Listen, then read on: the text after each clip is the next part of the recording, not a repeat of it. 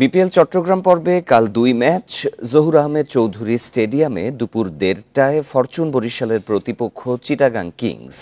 সন্ধ্যা ৬:৩০টায় দুর্বার রাজশাহীর বিপক্ষে লড়বে খুলনা টাইগার্স। গেল ম্যাচে ঢাকা ক্যাপিটালসকে হারিয়ে পয়েন্ট টেবিলে অবস্থান শক্তপোক্ত করেছে তামিমের বরিশাল। অন্যদিকে খুলনাকে হারিয়ে জয়ে ধারাবাহিক চিটাগাং কিংস। চট্টগ্রামের জহুর আহমেদ চৌধুরী স্টেডিয়ামে ভালো লড়াইয়ের ইঙ্গিতই দিচ্ছে দুদল।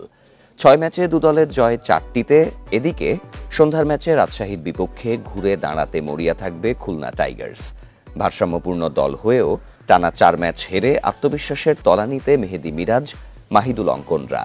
আর তুলনামূলক দুর্বল হওয়া সত্ত্বেও শেষ ম্যাচে সিলেটকে হারিয়ে মোমেন্টাম ফিরে পেয়েছে রাজশাহী।